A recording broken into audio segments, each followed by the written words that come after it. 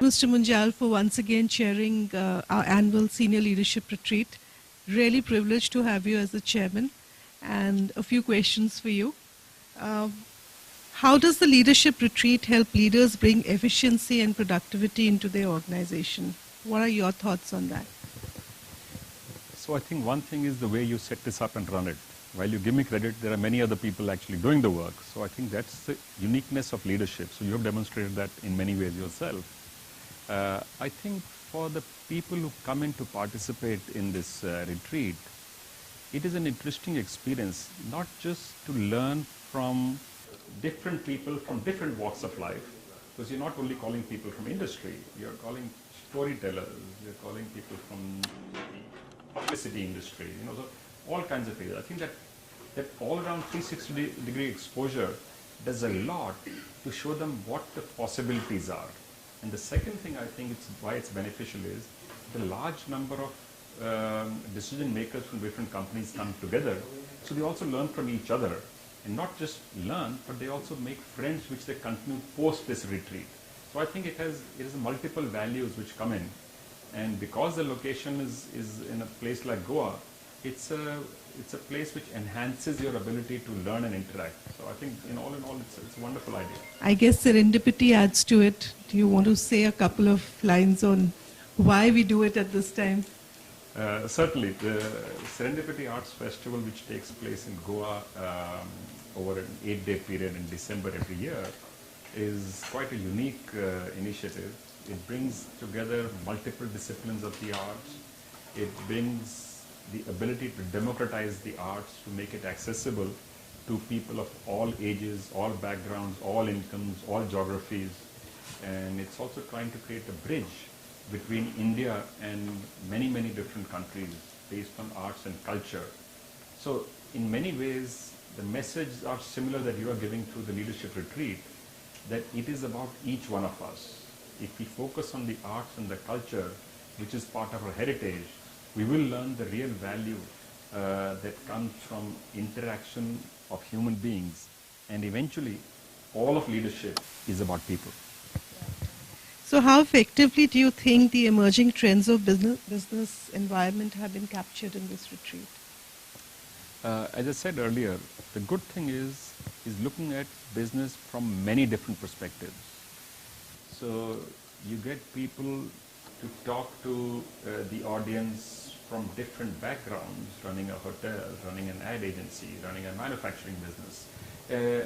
And this kind of a 360-degree view allows people to not just listen, but to ask questions of experts who bring completely varied experiences to the table. And I think that's one of the issues which is the richness of this exposure. I do believe each year the retreat has actually got better, and that's a good sign. And each year your audience is also getting larger and more engaged. Because as I said, it's not just the speakers that you learn from. The audience is as much learning as it's teaching. So that's the beauty of an event like this, where people in a relaxed atmosphere can interact and talk about issues which help them improve their own capabilities as leaders. One last question. Why do you think AIMA is the architect behind building management capability in India? Direct question on AIMA. So AIMA for a long time has been in some sense the custodian of the management movement in this country.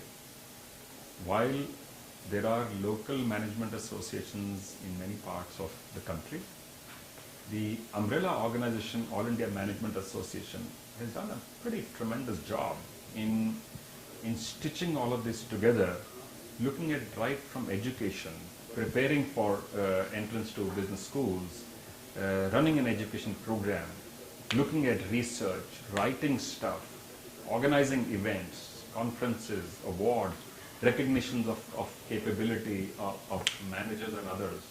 So AIMA is now also recognized, I think, by the administrators and government agencies as the key organization in this country which is focused on management.